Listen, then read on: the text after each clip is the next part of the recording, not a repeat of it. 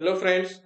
English school आपके अपने channel पर विलियम जे लोंग की बुक इंग्लिश लिटरेचर के फोर्थ चैप्टर को हम डील करने जा रहे हैं। फोर्थ चैप्टर जो लाइज करता है इंग्लिश लिटरेचर की second period, that is called middle English period और एंग्लो नॉर्मल पीरियड। इस एंग्लो नॉर्मल पीरियड को हमने प्रीवियस क्लास में जाना था, that was divided into three groups: before Chaucer and the age of Chaucer, and after the age of Chaucer, revival of learning.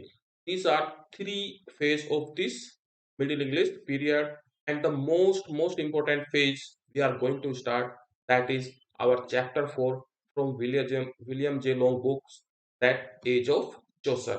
Age of Chaucer की जो duration है, that is 350 to 1400, the year when the legend of English literature who created this language that we study today, that credit goes to Geoffrey Chaucer, died in the same year 1400. Okay? लेकिन इस class को start करने से पहले इस as के historical and literary incidents को जान लेते हैं, that are much more important to understand this class. So let's begin these incidents which are more important. अगर आप इनको समझ लेते हैं तो फुल लेक्चर को समझने में हेल्प होगी, and they are some important facts also often asked about in the exam में पूछे जाने वाले हैं। The first is the Oxford University in England. Oxford University is the ancient one जो अभी भी अवेलेबल है। Oxford University was founded in England in the year 1096। 1096 में ऑक्सफोर्ड यूनिवर्सिटी लंदन में जो है वो एस्टेब्लिश हो जाती है। Magna carta, a great work. Magna carta was agreed upon by king John. ये भी इंपॉर्टेंट है कि इंग्लैंड के किस राजा के शासन में मैग्ना कार्टा साइन किया गया ऑफ इंग्लैंड इन 1215 एडी में ये एक्सेप्ट किया गया, अग्री हो गया। तो किंग जॉन के ऊपर विलियम शेक्सपियर ने प्ले लिखा है। Shakespeare wrote a play, historical play on King John. It was drafted, जो मैग्ना कार्टा ड्राफ्ट किया गया था, आर्क बिशप जो चीफ बिशप थे किसके, कैंटरबरी के, उन्होंने इसको ड्राफ्ट किया था। ड्राफ्ट्समैन का नाम भी मैंने इसमें ऐड कर दिया है। The university of Cambridge chartered, Cambridge university के लिए चार्टर्ड बनाया गया कि उसको एस्टेब्लिश किया जाए, and it was establish in 1230। Another important year, ये दोनों ही आपको याद रखने होंगे। ऑक्सफोर्ड यूनिवर्सिटी कब एस्टेब्लिश हुई, 1096 में, और कैम्ब्रिज यूनिवर्सिटी उसके बाद एस्टेब्लिश हुई 13th सेंचुरी में, इन 1230 में। The beginning of the house of common, जो वहाँ की, जैसे इंडिया में लोकसभा होती है ऐसे ही हाउस ऑफ कॉमन जो होता है पार्लियामेंट का एक पार्ट है, उसका स्टार्ट हो जाती है 1265 में। 1265 में हाउस ऑफ कॉमन बिगिन हो जाता है और कंप्लीट पार्लियामेंट इंग्लैंड की बन जाती है 1295 में। क्या ये ईयर आपको पहले से मालूम थे? कमेंट सेक्शन में बताइए। 100 year war, most most important question, often ask about in exam में पूछा जा चुका है और पूछा जा सकता है बार बार। 100 ईयर वार किसके बीच था? सबसे पहले तो ये पूछा जाता है, इंग्लैंड एंड फ्रांस के बीच। तो 100 ईयर वार क्यों बोला गया है? क्योंकि ये वार मोर देन 100 ईयर्स तक चला। ड्यूरेशन है, एग्जैक्ट ईयर जो स्टार्ट होता है 1338 और ये चला 1453 तक। इसको याद कर लीजिए, क्राइम कर लीजिए नहीं याद हो तो। ब्लैक डेथ, और जिसको ब्यूबोनिक प्लेग भी बोला जाता है, ब्लैक डेथ की इंसिडेंट कब हुई थी? The year is exactly same year, 1348 and 49 तक ये चली। It was like a pandemic, corona virus. तो बुबोनिक प्लेग आया था इंग्लैंड में। जॉन विक्लिफ एंड लोलार्ड ने बिगिन की reformation in England. John Wycliffe, जिसको हम फादर मानते हैं, the father of English reformation, English reformation के फादर माने जाते हैं। रिफॉर्मेशन की स्टार्ट हुई थी, किंग मार्टिन लूथर ने स्टार्ट किया था। किंग मार्टिन लूथर ने इसको स्टार्ट किया था रिफॉर्मेशन को, और इंग्लैंड में इसका क्रेडिट जाता है जॉन विक्लिफ एंड लोलार्ड्स को, जो स्टार्ट हुआ था 1377 में। It was the age of Chaucer. John Wycliffe, एक ग्रेट वर्क इस एज का जो है, जॉन विक्लिफ ने बाइबल को ट्रांसलेट किया। The year is little doubtful, 1380। Two different different books में इसको अलग अलग नाम दिया गया है, but I am considering here W J Long ने क्या मेंशन किया है, W J Long. The year is 1382 में जॉन विक्लिफ की फर्स्ट इंग्लिश ट्रांसलेशन आई इंग्लैंड में, that is the John Wycliffe's Bible के नाम से इसको जाना गया। It took around more than a decade, एक दशक से ज्यादा इनको समय लगा। द पीजेंट्स रिवोल्ट हुआ, another fact and revolt like French 100 year wars, 1381 में पीजेंट रिवोल्ट हुआ। एंड चौसर का जो कैंटरबरी टेल है that was composed around 1385 to 1400, जब उनकी डेथ हो जाती है। It is an unfinished work, unfinished work, ये एक इनकम्प्लीट वर्क है। एपिक पोएट्री है ये, epic poem written in heroic couplet. बाकी फैक्ट जानेंगे वीडियो में। The war of roses it started about 1455 to 85 तक ये चला। And another most important work, Thomas Malory, तो नाम याद रख लीजिए थॉमस मेलोरी का, मॉर्टिर द ऑर्थर, जो एक प्रोज रोमांस है।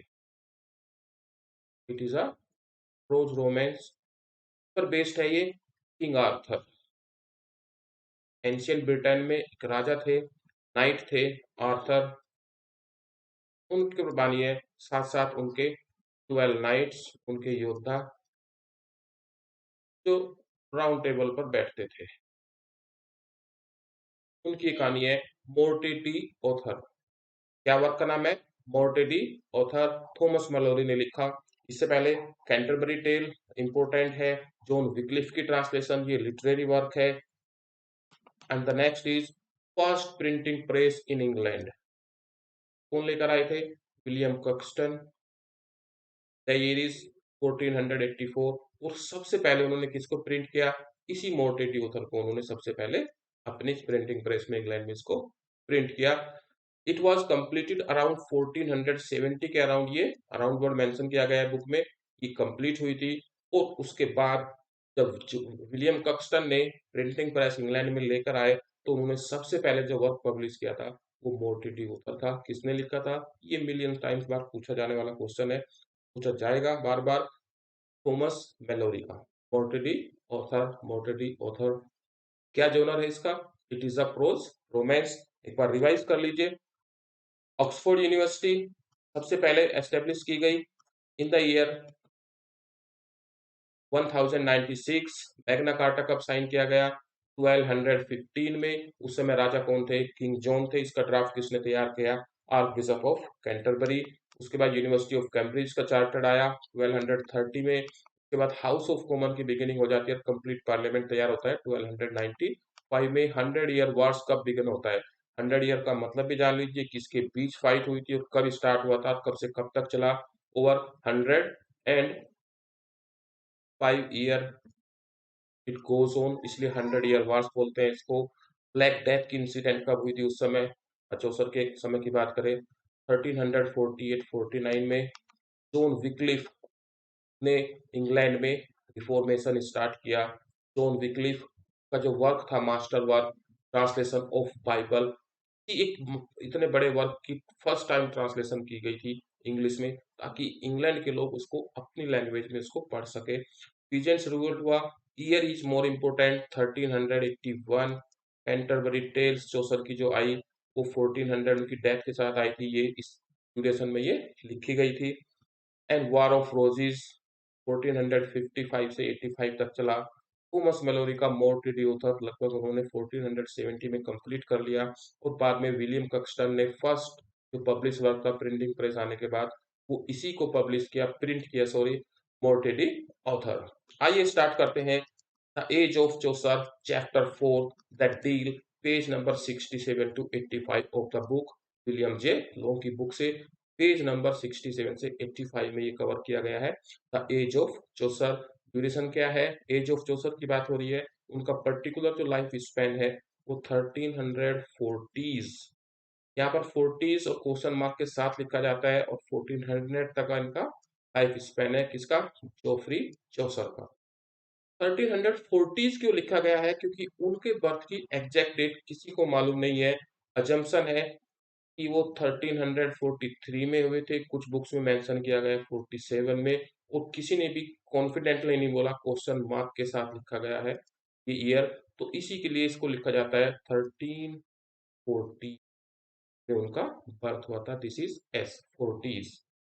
डेथ क्लियर है उनकी, 1400 में डेथ हुई थी, बट एज ऑफ चौसर माना गया है 1350 टू 1400। इसको एक नाम दिया गया लेसन को, new national life and literature. एक नई नेशनल लाइफ आ जाती है जब नॉर्मन्स के आने के बाद फ्रेंच का इन्फ्लुएंस बढ़ गया था, सेंट्रलाइज गवर्नमेंट हो गई थी। अब यहाँ पे कुछ चेंजेज आए हैं और साथ साथ लिटरेचर भी एक नए वे में आई है। एक ऐसी इंग्लिश की स्टार्ट हो जाती है जो डेवलप होकर हमारी इस मॉडर्न इंग्लिश का रूप ले लेती है, उन फ्रेंच और लेटिन के इफेक्ट को थोड़ा कम करके एक अपनी नई लैंग्वेज डायलेक्ट से डेवलप कर ली जाती है। तो अगर अभी तक की वीडियो पसंद आई है तो hit the like button. In 14th century, the 14th century किस चीज के लिए रिमार्केबल है? हिस्टोरिकली, फॉर द डिक्लाइन, कम हो जाता है, द डिक्लाइन ऑफ फ्यूडलिज्म। जो उनका सेंट्रलाइज सिस्टम था कि डिफरेंट डिफरेंट स्टेट्स के यूनियन गवर्नमेंट की उन्होंने स्टार्ट की थी, वो जो फ्यूडल सिस्टम था वो डिक्लाइन हो जाता है, ऑर्गेनाइज बाय द नॉर्मन्स ने जो ऑर्गेनाइज किया था। और इसके डिक्लाइन होने से, इसमें कमी आने से क्या हुआ? For the growth of English national spirit, और इसके कमजोर होने से ही इंग्लैंड में नेशनल स्पिरिट डेवलप हुई during the wars with France, France के साथ चलने वाले इस 100 ईयर वार्स के रीजन में। इसी के कारण नेशनल स्पिरिट डेवलप हुई इस वॉर के कारण। तो this is remarkable century for this purpose. It empowers, और इस सिस्टम ने क्या, हाउस ऑफ कॉमन को शक्ति प्रदान की। हाउस ऑफ कॉमन डेवलप होने लगा, जो इंग्लैंड का खुद की पार्लियामेंट बनने जा रही थी। अदर रूल्स का इम्पैक्ट जो था वो कम होने लगा था। और जो लेबर क्लास थी, who had been in a condition hardly above that of slavery, उनकी हालत इतनी खराब थी इस एंग्लो नॉर्मल पीरियड में कि बस ये मान लीजिए कि गुलामों से थोड़ी सी बेहतर स्थिति थी। तो वो जो लेबर क्लास थी, वो जो सफर कर रहे थे, उसमें भी एक रिवोल्ट, एक चेंज डेवलप होने लगा, और साथ साथ इनका खुद का हाउस ऑफ कॉमन डेवलप होने लगा था, पॉलिटिकल पावर जिससे इनके हाथ में आ सके। This age produced five writers of Geoffrey, where Geoffrey Chaucer is one of the greatest of English writer। Point note कर लीजिए, जितने भी इंग्लिश राइटर है उनमें से एक ग्रेटेस्ट जोफ्री चौसर है। और इस एज में, इस 14th सेंचुरी में क्या हुआ? 5 राइटर्स को प्रोमिनेंटली इसने प्रोड्यूस किया, उनके बारे में जानेंगे। हिज पोएट्री, जोफ्री चौसर की poetry is remarkable for its variety. ये पॉइंट्स आपको अपने बीए ऑनर्स और मास्टर्स में हेल्प करेंगे कि यही चीजें आपको लिखनी होगी कि इसकी वैरायटी यूनिक चीज थी, स्टोरी इंटरेस्ट, इसका जो सब्जेक्टिविटी थी वो काफी इंटरेस्टेड था, साथ साथ वंडरफुल मेलोडी जो पोएम्स थी, वो मेलोडी इनकी खासियत है इसकी, जोफ्री चौसर की। मोस्ट इंपॉर्टेंट पॉइंट हाईलाइट किया गया already, Joseph work and Wycliffe's translation of the Bible. वो चीज, जोसेफ के जो वर्क्स थे, जितने भी लिटरेरी वर्क थे, इसमें कैंटरबरी टेल या अदर वर्क्स थे, और विक्लिफ की जो बाइबल को ट्रांसलेट किया था, इन्होंने क्या डेवलप किया? Developed the Midland dialect.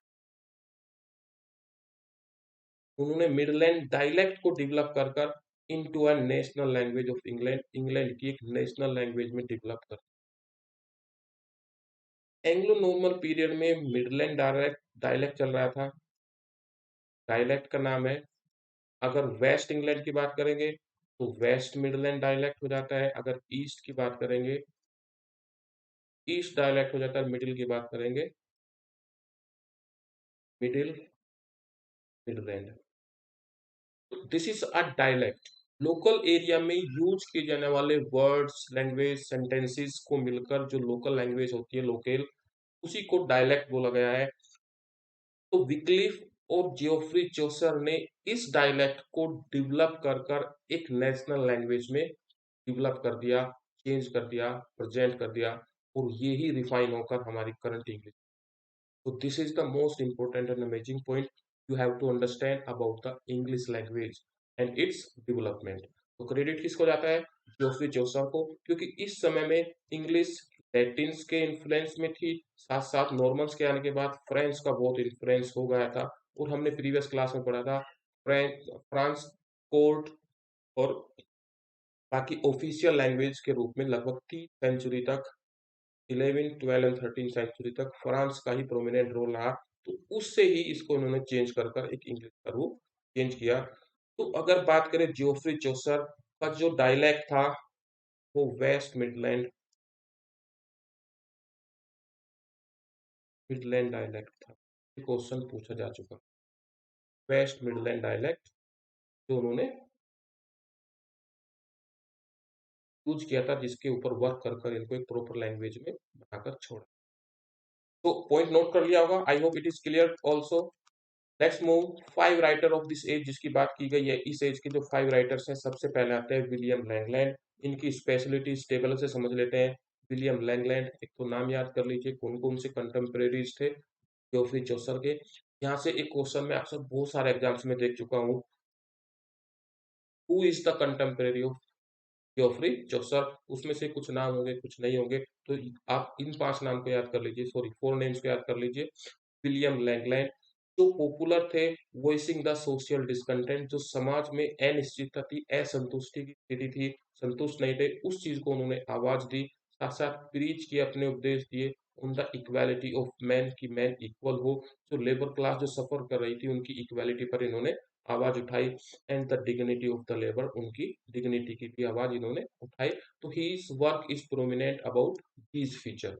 क्या उन्होंने सोशल डिसकंटेंट को अपने वर्क्स में प्लेस दी, उसके खिलाफ आवाज उठाई, इक्वलिटी एंड डिग्निटी की बात इन्होंने यहाँ पर की। तो he is popularly famous for these qualities. इसके बाद आता है जॉन विक्लिफ। इसके बारे में हम जानते हैं, first translation of English Bible. Authentic version बाद में आया 1613 और 1113 में, के द्वारा, चार्ल्स फर्स्ट के द्वारा। चार्ल्स फर्स्ट ने ऑथोराइज वर्जन उसको माना गया, but first translation of the Bible made by John Wycliffe, the greatest of English religious and reformer. ये धार्मिक रिफॉर्मर सबसे बड़े हैं। गिविंग द गॉस्पेल, जो बाइबल्स की जितनी भी स्टोरीज है उन्होंने लोगों को दी, किस वे में, इन देयर ओन टंग, ताकि उसको अपनी भाषा में, या टंग रिप्रेजेंट कर रहा है लैंग्वेज को, कि वो अपनी लैंग्वेज में अपनी famous Holi book, religious book को पढ़ सके, बाइबल को। तो जितने भी गॉस्पेल्स है, उसकी कहानी, स्टोरीज ऑफ द बाइबल, वो सभी को ट्रांसलेट करके लोगों को उनकी लैंग्वेज में प्रोवाइड की। And he was the great reformers also. Reformation का फादर इन्हीं को बोलता है, father of reformation, reformation, John Wycliffe. और rising star of the reformation, rising star, child of reformation, child of renaissance.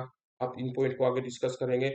John Gower, John गोवर की अगर बात करें तो वो एक स्कॉलर्स थे, लिटरेरी मैन थे, जिन्होंने क्रिटिसाइज किया था vigorous life and plainly afraid of its consequences.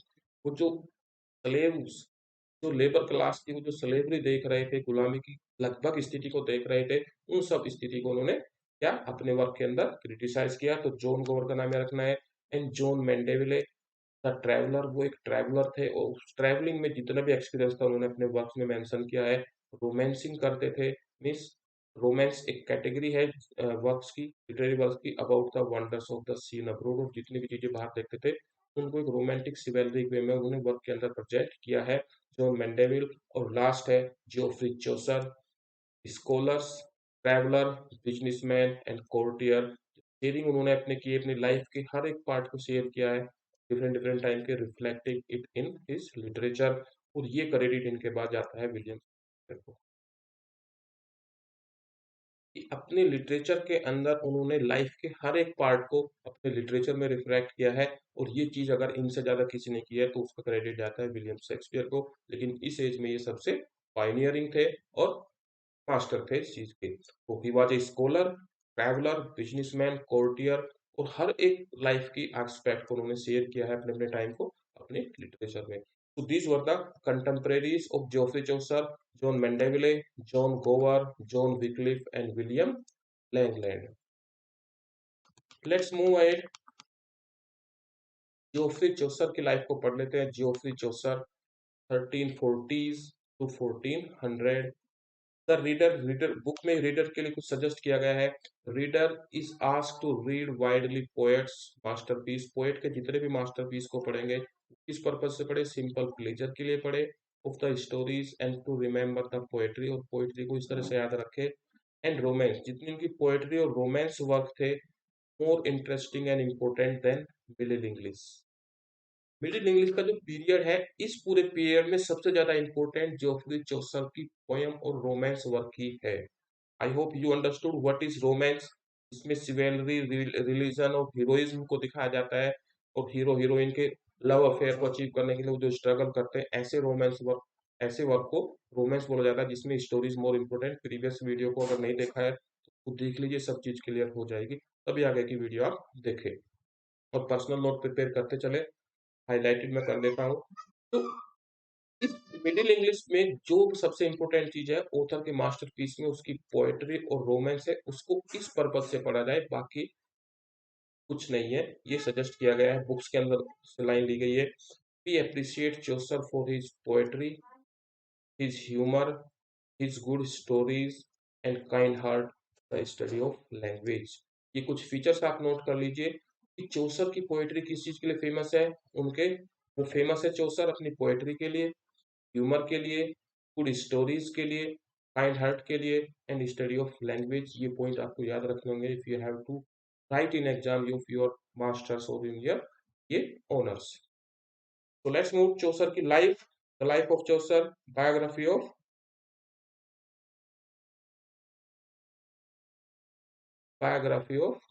Chaucer.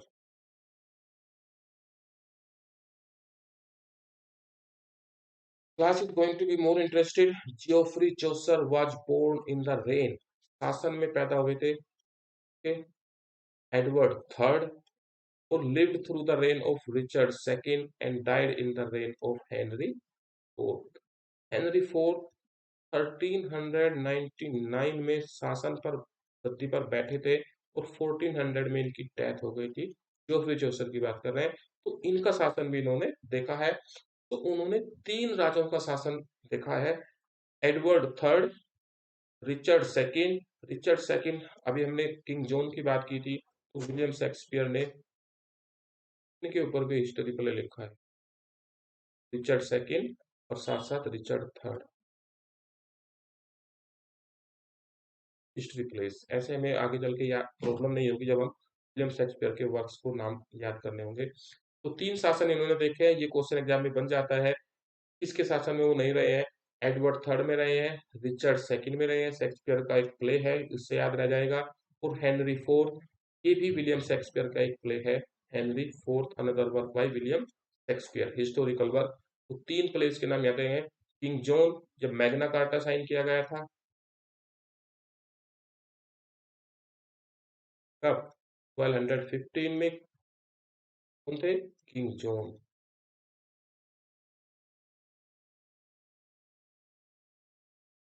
Historical king John, Richard second, Henry fourth. I hope I am clear. आप इस फैक्ट क्या रखेंगे? His life covers a period of glaring social contrast and rapid political change. उनकी life जो गवाह बनी, उन्होंने देखा है सोशल कंट्रास्ट, जो विरोधाभास था, साथ साथ पॉलिटिकल चेंजेस बहुत हुए, इतने राजा बदलते रहे, पॉलिटिकल कंडीशंस भी चेंज होती रही, तो इन सबको उन्होंने देखा है। हिज लाइफ एंड वर्क, उनकी लाइफ और उनके वर्क्स को डिवाइडेड इनटू थ्री पीरियड्स। क्या? एक फ्रेंच पीरियड था, जब उनके फ्रेंच वर्क आए, फ्रेंच का इन्फ्लुएंस था। फिर इटालियन वर्क आए, उनकी इटली विजिट हुई, और साथ साथ इटालियन वर्क उन्होंने लिखे। और एक पीरियड है उनका इंग्लिश पीरियड, जब उन्होंने इंग्लिश वर्क। उनकी लाइफ और उनके वर्क्स को थ्री कैटेगरीज में डिवाइड किया गया है। जब फ्रेंच का इन्फ्लुएंस था, फिर इटली का, इटालियन का इन्फ्लुएंस था, और बाद में इंग्लिश को उन्होंने डेवलप किया, जो इंग्लिश लैंग्वेज डेवलप हुई उनके समय में, फिर उनके वर्क्स इंग्लिश में आए। सो इन तीन चीजों के बेस पर फर्दर इनके वर्क्स को समझने में हमें आसानी होगी, French, Italy and English. Okay, ये जो समय था, इसी समय वहां पर पेट्रार्च थे इटली में, डांटे, थोड़े इनसे सीनियर थे, और बोकैसियो, बोकैसियो, ये तीन ऑलमोस्ट कंटेम्परेरीज थे। कंटेम्परेरीज नहीं कहूंगा, ये थोड़े से उनसे सीनियर थे।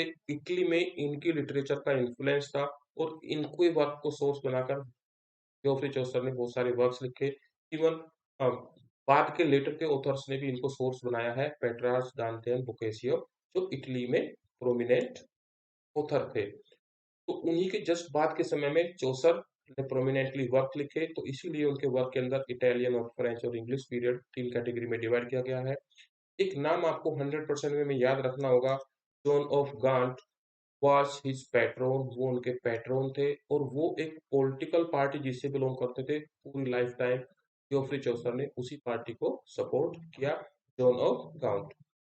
Chaucer's dialect was east Midland dialect, हमने वेस्ट लिख दिया था, उसको करेक्ट कर लीजिए। चौसर का जो डायलेक्ट था वो ईस्ट मिडलैंड डायलेक्ट था, मिडलैंड डायलेक्ट। ये एक important most most important part है। मिडलैंड वहाँ का डायलेक्ट था, ईस्ट एरिया में ईस्ट मिडलैंड और वेस्ट सेक्शन में वेस्ट मिडलैंड। तो जोफ्री चौसर का जो डायलेक्ट था ईस्ट मिडलैंड था। एग्जाम में क्वेश्चन आ चुके हैं नेट एंड अदर एग्जाम्स में। एडवर्ड्स का जो रेन रहा है, जो राजा एडवर्ड्स रहे हैं थर्ड, उनके रेन में marks the highest development of medieval, जो मध्यकालीन सिविलाइजेशन थी इंग्लैंड की, वो सबसे ज्यादा डेवलप हुई है। It was the mid summer of English chivalry, और इंग्लिश में देशभक्ति के प्रति अगर सिवेलरी की बात करें तो ये उसका मिड समर पीरियड माना जाता है। एक अमेजिंग फैक्ट आपके लिए जान लीजिए एडवर्ड थर्ड के रेन को। जियोफ्री चौसर वाज बोर्न, उनका जन्म कहाँ हुआ था? He was born in London and his boyhood, उनका जो बचपन था वाज स्पेंट गुजरा है there on Thames street, Thames नदी के किनारे थेम्स स्ट्रीट में बीता है, near the river. There he saw daily, वो शिपमैन्स देखते थे जो उनके लिए एक आधार बने कैंटरबरी टेल्स को लिखने में। ये शिपमैन आते थे, उसमें जितने भी कैरेक्टर्स है उन सब से कहीं ना कहीं वो रूबरू पहले ही हो चुके थे। His father was a wine merchant, उनके फादर एक वाइन मर्चेंट थे। Year is not confirm, he was born in 40s, बस ये आपको याद रखना है। About his education we know nothing, उनके एजुकेशन के बारे में कोई भी रिकॉर्ड नहीं है except that he was a great reader, बस यही मालूम है कि he was a great reader. At the age of 17 Djoser was made a page, page एक पोस्ट होती है, अटेंडेंट होता है पर्सनल किसी चीज के लिए, to the princess Elizabeth, princess Elizabeth के वो पेज बना दिए गए किस एज में? At the age of 17। Fact याद रखना होगा आपको, it was the beginning of his connection with the brilliant court, royal court से यहीं से उनका कनेक्शन स्टार्ट हो जाता है। तो he was become a page to princess Elizabeth. W J Long की बुक में यही चीज लिखी। यहाँ पर एक रेफरेंस ऐड करना चाहूंगा, what William Henry Hudson had written in his book. At the age of 17 he received an appointment, उनको अपॉइंटमेंट मिला एज अ पेज उस पोस्ट पर।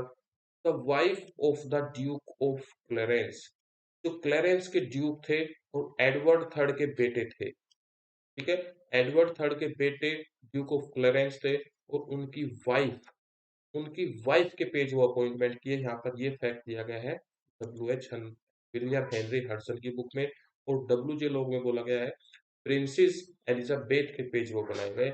आप दोनों चीज को मार्क कर लीजिए, एग्जाम्स में कोई प्रॉब्लम होने वाली नहीं। ऐसे दोनों ही फैक्ट आपको याद रखने होंगे। इतनी डिस्पैरिटी तो रहेगी क्योंकि लिटरेचर के सभी फैक्ट्स उस एज के क्लियर नहीं है, तो डिफरेंट डिफरेंट एक्सपीरियंस के ऑथर्स ने इनको अच्छे से ही मैन किया होगा। तो अब हमारी जिम्मेदारी है कि इन दोनों ही फैक्ट्स को हम पैरेलली नोट कर ले, तो एग्जाम हॉल में बिल्कुल भी प्रॉब्लम नहीं होगी।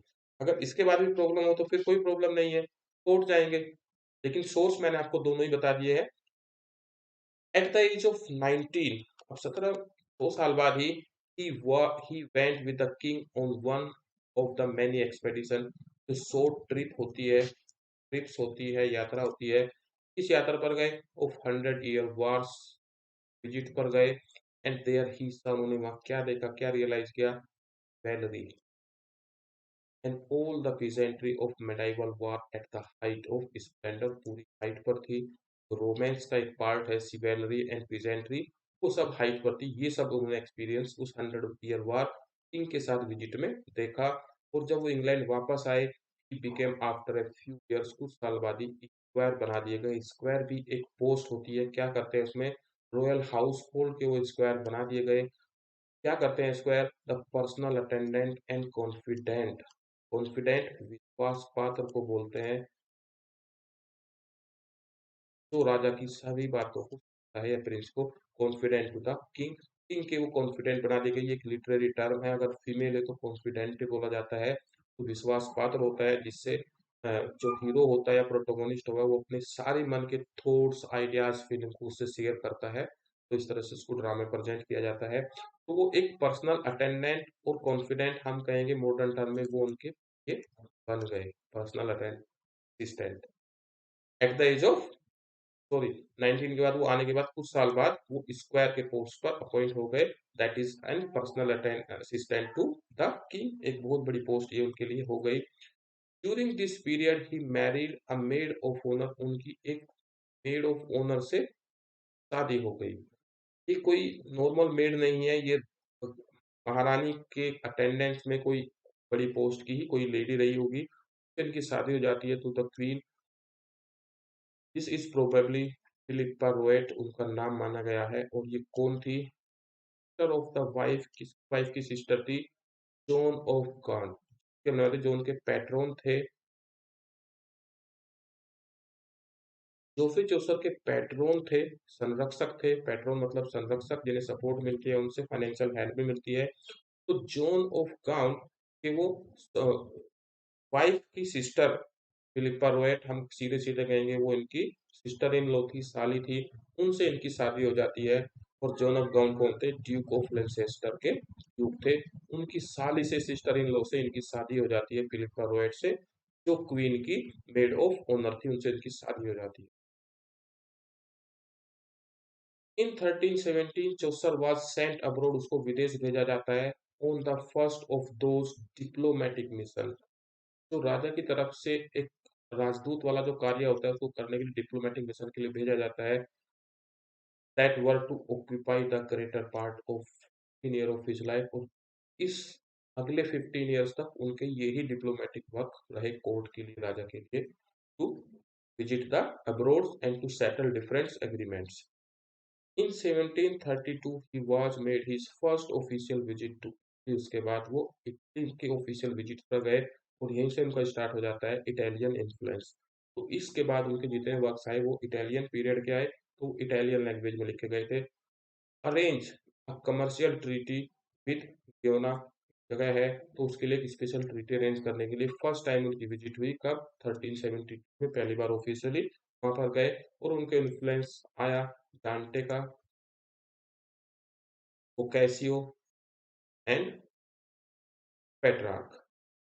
In 1386 was elected a member of parliament from another important, वो पहली बार मेंबर ऑफ पार्लियामेंट अपॉइंट हुए। कहाँ से? अगर हम इंडियन के वे में करेंगे तो किस सीट से अपॉइंट हुए थे वो member of parliament MP?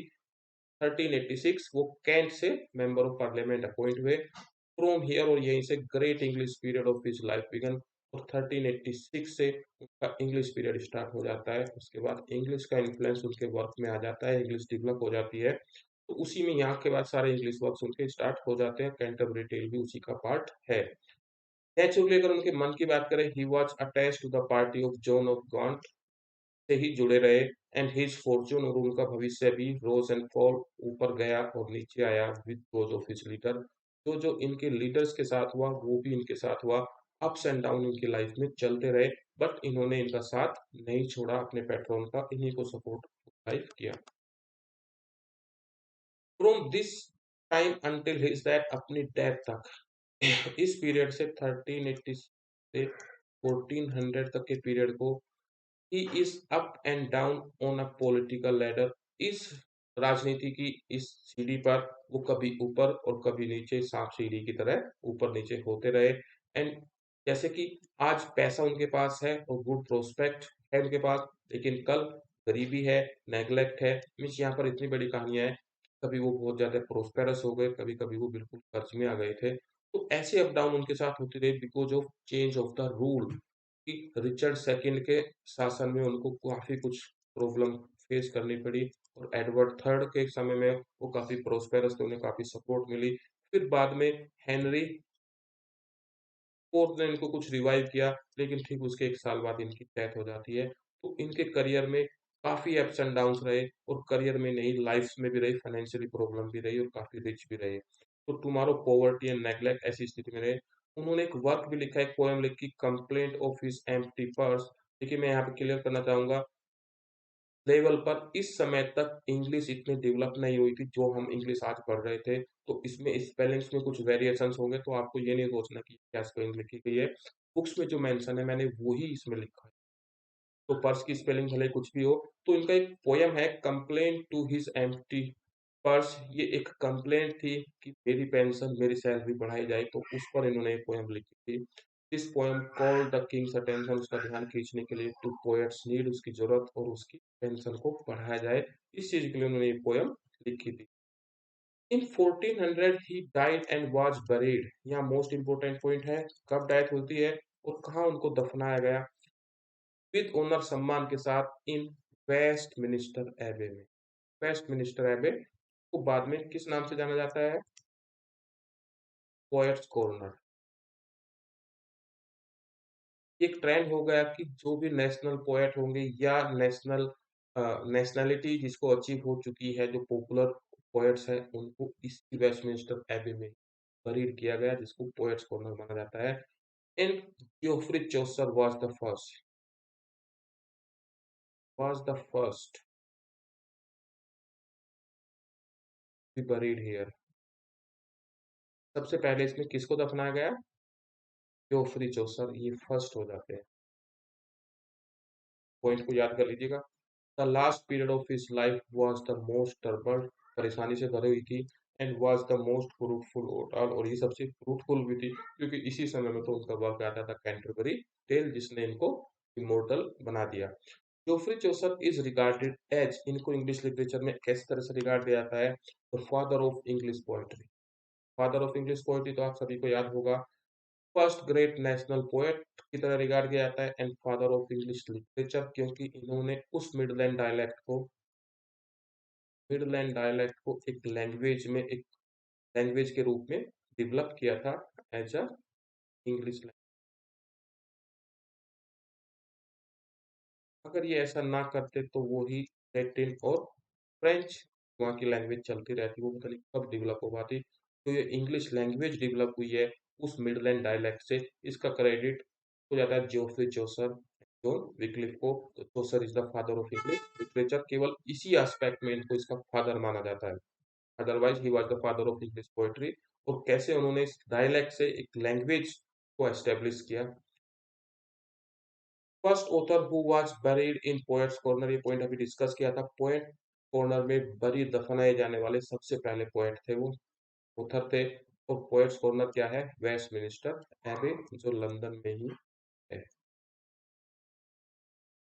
Further, we will know about the literary works of Geoffrey Chaucer in next video. I hope you enjoyed the class, and these details are more important further to understand the literary work of Geoffrey Chaucer. उनकी life span को समझना, उस important phase में क्या political conditions थी, और other important fact जो हमने जाने कि जॉन विक्लिफ ने कैसे कंट्रीब्यूट किया, विलियम लैंगलैंड के किस तरह के वर्क्स आए थे उनके कंटेम्परेरीज, और इटली में उनके कंटेम्परेरीज कौन कौन थे, बोकासियो, डांटे एंड पेट्रार्क। तो इन सभी का इन्फ्लुएंस उनके वर्क्स में देखा जाता है, तो इनकी वर्क्स को आसानी से समझने के लिए ये लेक्चर आपको देखना और जानना ज़रूरी है। अगर आज की वीडियो पसंद आई है तो हिट द लाइक बटन। आप लाइक्स बहुत कम प्रेस करते हैं और साथ-साथ आप शेयर नहीं करते। आप शेयर नहीं करेंगे तो कैसे होगा?